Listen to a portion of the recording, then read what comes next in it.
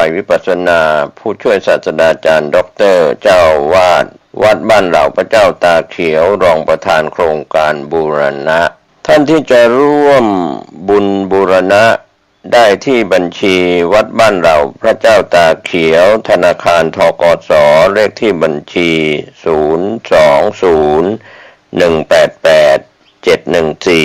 020188714-571ติดต่อสอบถามร่วมทำบุญได้ที่พระครูภาวนาโสภิตเจ้าอาวาสวัดบ้านเหล่าพระเจ้าตาเขียวโทรศัพท์0969525159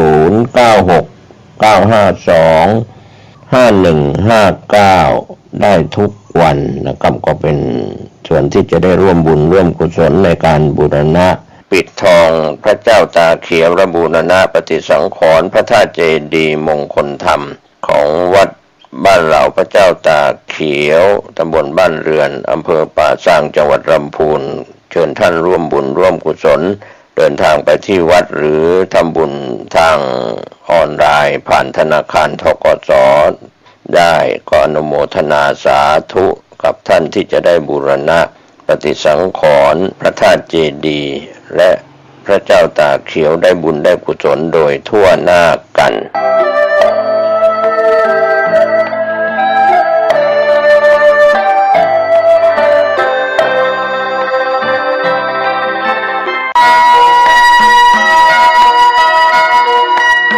ข่าวสารเพื่อการประชาสัมพันธ์กำหนดการทำบุญสมโภชรูปเหมือนหลวงปู่มั่นภูริทัตโต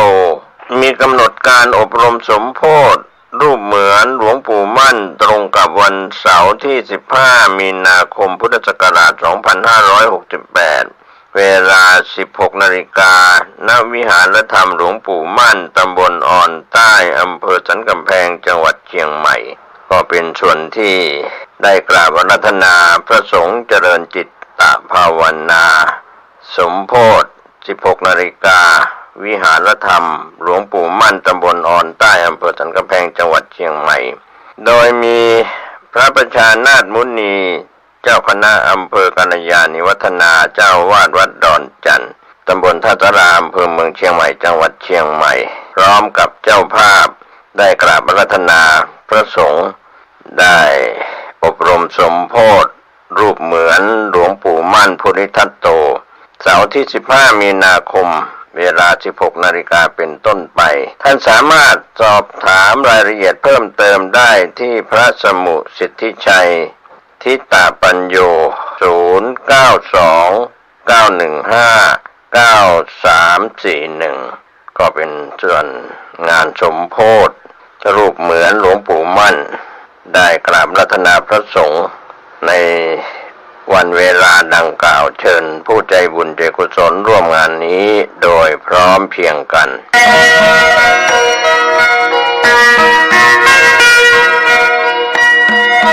สวัสดีครับท่าน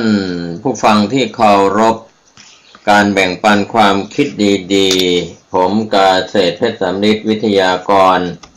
ที่จะได้นำสาระธรรมข้อคิดดีๆในรายการธรรมะวันนี้มาแบ่งปันให้กับท่านผู้ฟังซึ่งอยู่ทางใกล้ทางไกลอย่างไรครับทุกเพศทุกวัยที่ได้รับรู้รับทราบกันว่าความก้าวหน้าและก็ความสำเร็จทั้งในชีวิตและก็หน้าที่การงานนั้นล้วนได้มาซึ่งความฝันความตั้งใจจริงแล้วก็มุ่งมั่นด้วยความเพียรพยายามทำตามขั้นตอนทีละขั้นตอนอย่างไม่ลดละครับก็ถือว่าเมื่อได้ตัดสินใจว่าสิ่งที่จะทำมีคุณค่าและก็คุ้มค่ามากกว่าการเสียเวลาดังนั้นการมุ่งมั่นทำสิ่งนั้นๆทดลองแล้วทดลองอีกจนกว่าจะสำเร็จครับก็นอกจากความมุ่งมั่นต่อสู้ไม่ลดละแบบเรียกว่าไม่ปล่อยก็ยังไม่มีสิ่งใดในโลกนี้ที่ไม่ได้มาอย่างง่ายดายครับท่านผู้ฟังครับเรียกว่าจะได้มาแบบฉับพลันทันทีก็คงจะเป็นสิ่งที่ได้โดยยากทุกสิ่งทุกอย่างก็ต้องเริ่มการนับหนึ่งครับผู้ที่จะบรรลุกับสิ่งที่มุ่งหวังไว้ ก็เรียกว่าต้องไม่ยอมแพ้แล้วก็ต้องมีความอดทนก็มีความศรัทธาในสิ่งที่กำลังกระทำอยู่เสมอต้นไม้ต้นใหญ่เกิดจากต้นกล้าต้นเล็กๆหอสูงเสียดเมฆเริ่มต้นด้วยกองดินเดินทางพันลี้ต้องเริ่มต้นที่ก้าวแรกกับความสำเร็จและก็ความก้าวหน้าในชีวิตก็ต้องเกิดจากความอดทนกระทำทีละขั้นตอนสะสมความสำเร็จทีละเล็กทีละน้อยจนถึงก้าวสำคัญที่ต้องการก็หวังว่าเราท่านทั้งหลายอย่าลืมสิ่งเหล่านี้ครับโลกนี้ไม่มีสิ่งใดที่เป็นเรื่องยากเกินไปที่จะทำให้ชีวิตประสบกับความสำเร็จหรือได้รับความก้าวหน้าเพียงแต่ลงมือกระทำในสิ่งที่ได้เตรียมการวางแผนไว้อย่างมุ่งมั่นแล้วก็มีขั้นตอนที่เหมาะสมก็จงลงมือทำทันทีอย่าได้ลังเลสงสัยหากคิดว่าสิ่งที่ตนเองต้องการนั้นเป็นสิ่งที่ถูกต้องและก็เป็นเป้าหมายที่ตนเองคาดหวังไว้ก็จงลงมือทำทันทีโดยไม่จำเป็นต้องรอให้ทุกอย่างพร้อมและก็อย่าชะล่าใจรอให้สภาพแวดล้อมดีเสียก่อนแล้วก็ต้องค่อยลงมือนั้นเพราะอาจจะสายเกินไปเสียก่อนดังนั้นจงลงมือทำทันทีอย่าได้ผัดวันประกันพรุ่งไปทำในวันพรุ่งนี้เพราะบางครั้งการสูญเสียเวลาเพียงวันเดียวอาจจะทำให้พลาดโอกาสงามๆไปได้ครับก็มีคำกล่าวของนักปราชญ์ราชบัณฑิตพูดอยู่เสมอว่าผู้ที่ลงมือทำเรื่องยากจะกลายเป็นเรื่องง่ายผู้ที่ไม่ลงมือทำเรื่องง่ายจะเป็นเรื่องยากอยู่วันยังค่ำก็จงลงมือทำทันทีแล้วเรื่องต่างๆในชีวิตก็จะง่ายขึ้นโอกาสในการรับความสำเร็จและก็ความก้าวหน้าก็จะง่ายขึ้นมนุษย์เราเกิดมาก็ไม่ได้มีเพียงแต่ที่จะต้องชนะเรื่อยไปบางครั้งก็ต้องรู้จักยอมเสียบ้างเพื่อที่จะได้มีชีวิตที่ราบรื่นเป็นสุขการยอมในความหมายก็คือมิได้หมายความว่าตนเองต้องยอมแพ้แต่หมายถึงการรู้จักครับที่จะลดลาวาศอกการรู้จักผ่อนปรนยืดหยุ่นเพื่อให้ส่วนรวมได้ประโยชน์ด้วยมิใช่เพื่อที่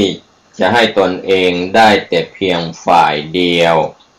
การรู้จักยืดหยุ่นก็จะช่วยทำให้จิตใจผ่อนคลายเบาสบายไม่ตึงเครียดจนเกินไปเพราะชีวิตที่แท้ต้องรู้จักยอมเสียบ้างไม่จำเป็นที่จะต้องชนะในทุกเรื่องจงอย่าคิดว่าตนเองจะต้องชนะและเอาแต่ได้ฝ่ายเดียวจงเสียบางอย่างเพื่อให้ได้บางอย่างที่เป็นประโยชน์ต่อส่วนรวมและก็ตนเองครับก็มีนักปราชญ์โบราณอาจารย์บัณฑิตกล่าวว่าพบเจอตรอกแคบจงถอยก้าวหนึ่งเพื่อแบ่งให้ผู้อื่นผ่านได้รู้จักถอยก้าวเดียวฟ้าก็กว้างทะเลก็ไกลจิตใจจะปลอดโปร่งไร้ศัตรูครับจุดมุ่งหมายไม่ใช่ของความบังเอิญแต่เป็นเรื่องของการตัดสินใจเลือกไม่ใช่สิ่งที่รอคอยแต่เป็นสิ่งที่ต้องยื่นมือไปไขว่คว้ามาเท่านั้นครับเรียกว่าเสียเงินทองถือว่าเสียเพียงหนึ่งเสียชื่อเสียงถือว่าเสียมากกว่าหนึ่งแต่หากสูญเสียกำลังใจถือว่าเสียทุกสิ่งทุกอย่างดังนั้นก็ไม่มีใครที่เกิดมาแล้วไม่เคยกระทำความผิดมนุษย์เราทุกคนล้วนแต่เคยกระทำในสิ่งที่ผิด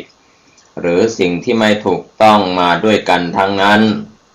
บางคนอาจจะมากบ้างบางคนอาจจะน้อย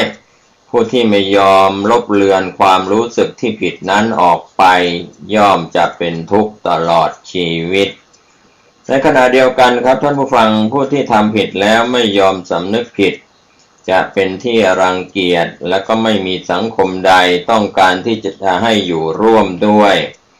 ตรงกันข้ามผู้เคยทำผิดหรือทำสิ่งไม่ดีทั้งที่ตั้งใจหรือไม่ตั้งใจก็ตาม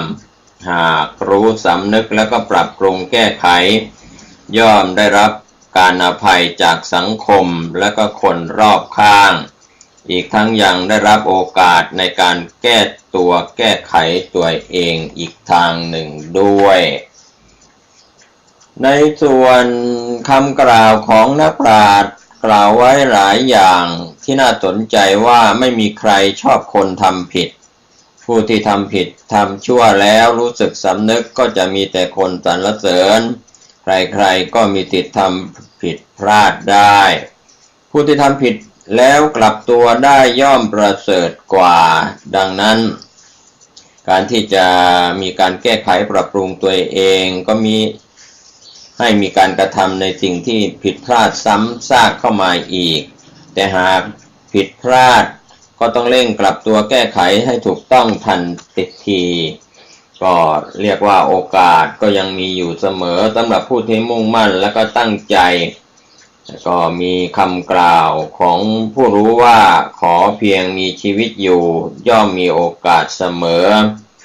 การตั้งมั่นอยู่บนความ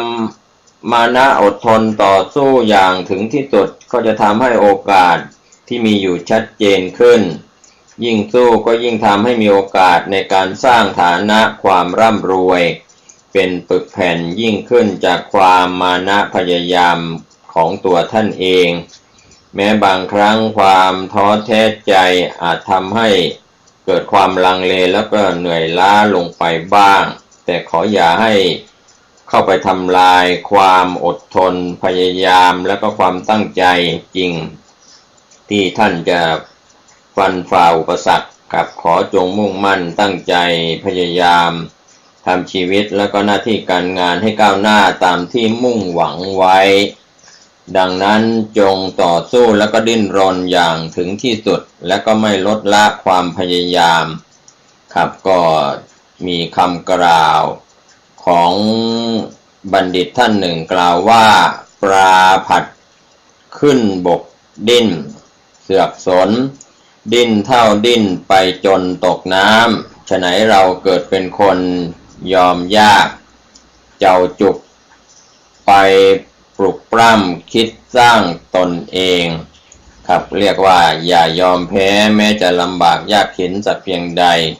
ก็ขอเพียงมีกำลังใจที่จะดิ้นรนแล้วก็ต่อสู้ไปให้ถึงฝั่งที่ตั้งใจไว้แม้ความสำเร็จความก้าวหน้าในชีวิตและก็การงานก็จะขึ้นกับการช่วยเหลือของผู้อื่นก็จริงขึ้นอยู่กับสิ่งแวดล้อมสังคมที่ดีก็ตามแต่สิ่งที่สำคัญที่สุดก็คือการพึ่งพาตนเองและก็การสร้างความสำเร็จที่เกิดขึ้นจากลำแข้งมันสมองความสามารถอย่างเต็มที่ของตัวเองดังพุทธภาษิตที่ว่าตนเป็นที่พึ่งแห่งตนครับนักปราชญ์ได้แนะนำผู้ที่ต้องการความสำเร็จในชีวิตว่า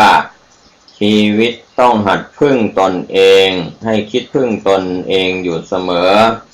ไม่ว่าจะกระทำสิ่งใดหรือหวังผลใดๆจะต้องไม่หมายพึ่งผู้อื่นตลอดกาลต้องกระทำตนจนเชื่อได้แน่ว่าถึงแม้คนทั้งโลกจะทอดทิ้งเราหมดเราก็ต้องมีชีวิตอยู่ได้เราจะสามารถเลี้ยงชีวิตของเราและก็จะประสบความสำเร็จได้ด้วยตนเองนักปราชญ์ท่านหนึ่งกล่าวว่านับแต่อดีตจนถึงปัจจุบันผู้มีชื่อเสียงโด่งดังทั้งหลายต่างก็ประสบความสำเร็จได้ก็เพราะมีความกล้าฟันฝ่าอุปสรรคต่างๆโลกนี้ไม่มีอะไรที่ได้มาโดยไม่ต้องลงแรง ดังนั้นการพึ่งตนเองจึงเป็นสิ่งที่ดีที่สุดการพึ่งตนเองช่วยให้ชีวิตมีแนวโน้มที่จะประสบความสำเร็จขอจงพึ่งตนเองให้มากที่สุดเท่าที่จะมากได้อย่าไปหวังรอความช่วยเหลือจากผู้อื่นจนกว่าจะได้ความบากบั่นครับความสามารถของตนเองก็ควรจะใช้ให้เกิดประโยชน์หากถ้าเราเป็นฝ่ายแพ้ในสงครามชีวิตนี้ลุกขึ้นแล้วก็ลองสู้ดูอีกคนความหวังกำลังใจก็จะมีได้ในทุกคนจะทุกข์ทนหม่นไหม้ทำไมกันครับอันนี้ก็เป็นการให้ความหวังความมีกำลังใจว่าความหวังจะแอบอิงอยู่กับการดำรงอยู่เมื่อมีการดำรงอยู่ก็ย่อมมีความหวังเมื่อมีความหวังก็ย่อมมีความสว่างเกิดมากันทุกคนนะครับย่อมมีความหวังแต่ต้องการความสมหวังความหวังก่อให้เกิดแรงใจแรงใจก่อให้เกิดแรงกายและกำลังความคิดความผิดหวังเป็นเครื่องบั่นทอนกำลังใจเมื่อผิดหวังก็อย่าให้เสียกำลังใจจงลุกขึ้นสู้ใหม่สร้างแรงใจใหม่ให้มีความหวังเพื่อมุ่งสู่เป้าหมายของตนเองดังนั้นความผิดหวังได้แต่ก็อย่าหมดหวังครับก็ถือว่าผิดหวังได้แต่อย่าหมดหวังนั้นก็เป็นข้อคิดเตือนจิตเตือนใจของพวกเราก็จะเห็นได้ว่าชีวิตของคนเรานั้นก็จะเปรียบเทียบได้ว่าขึ้นชื่อว่าชีวิตก็จะมีทั้งสุขทุกข์ผิดหวังสมหวังล้มเหลวพ่ายแพ้แม้แต่ชนะคระกันไปชีวิตก็คือการเปรียบเทียบสูงย่อมเห็นว่าต่ำเทียบเย็นย่อมเห็นว่าร้อนเทียบชนะก็เป็นแพ้ชีวิตจึงเป็นเรื่องธรรมดาบางเรื่องแพ้ได้บางเรื่องแพ้ไม่ได้ครับบางเรื่องชนะได้บางเรื่องชนะไม่ได้และที่สำคัญบางเรื่องแพ้กลับจะดีกว่าชนะเพราะชีวิตคือการเปรียบเทียบดังนั้นจงยอมแพ้ในบางเรื่องเพื่อที่จะชนะในเรื่องที่ยิ่งใหญ่กว่าอันนี้ก็เป็นเรื่องที่ชนะบ้างแพ้บ้างคลักเคล้ากันไปในวิถีชีวิตของมนุษยชาติคนเหล่านั้นก็ย่อมจะมีแง่คิดพิจารณากันท่านผู้ฟังเชื่อหรือไม่ว่ามีคนจำนวนมากเวลาทำอะไรก็ไม่สำเร็จเป็นสิ่งที่วาดหวังไว้ก็มักจะท้อแท้หันไปโทษดวงโทษโชคชะตาแล้วก็คิดว่าหมดหวังหมดโอกาสถึงทางตันไปเสียแล้วแท้ที่จริงนั้นครับท่านผู้ฟังโอกาสก็มีอยู่เสมอในทุกเหตุการณ์ขั้นตอนของการกระทำแม้ว่าจะได้พยายามอย่างเต็มที่แล้วก็ตามผลที่ได้อาจจะไม่สมหวังดังวาดฝันไว้ก็ขออย่าคิดว่าหมดหนทางหรือหมดโอกาสก็ขอให้มั่นใจว่ายังมีโอกาสดีๆอยู่รอบตัวเสมอแม้กระทั่งในยามวิกฤตเพียงท่านมีสติครับก็เรียกว่าจะมีความหวังมีความเชื่อมั่นในการที่จะต้องทำให้ได้และก็ไม่ท้อแท้จนทำให้ไม่ยอมดิ้นรนหาทางออกในทางอื่นก็คงไม่ปล่อยตัวเองให้นั่งจนจมอยู่กับความสิ้นหวังครับเพราะว่าจะเป็นม่านบังตาทำให้มองข้ามโอกาสที่ดีรอบๆตัวไปเสียครับอันนี้ก็เป็นเรื่องที่เกิดขึ้นก็ขอเพียงว่าการเชื่อตนเองต้องเอาดีให้ได้ให้หันกลับมามองรอบๆตัวเราพิจารณาสิ่งที่เคยมองข้ามและนำมาประยุกต์ให้เกิดขึ้นมาใหม่ให้เหมาะสมบางทีสิ่งใหม่ที่เกิดขึ้นอาจจะทำให้เห็นหนทางออกและโอกาสที่ดีได้ดังนั้นผู้ที่เป็นนักปราชญ์ก็กล่าวถึงเรื่องสำคัญที่เป็นสาระอยู่เรื่องหนึ่งว่าเมื่อประตูบานหนึ่งปิดลง พึงระลึกว่ายังมีประตูอื่นที่ยังเปิดอยู่อันนี้ก็เป็นเรื่องของธรรมชาติที่สอนมนุษย์เราโชคดีทีเดียวที่ชีวิตได้พบกับอุปสรรคและก็ได้ต่อสู้ฝ่าฟันแม้บางครั้งจะไม่มีโอกาสเอาชนะได้ทุกเรื่องก็ทำให้ได้เรียนรู้ทำให้แข็งแกร่งเติบโตกับบทเรียนสำคัญที่เพิ่งผ่านพ้นไปก็จงทำใจยอมรับว่าทุกชีวิตมีโอกาส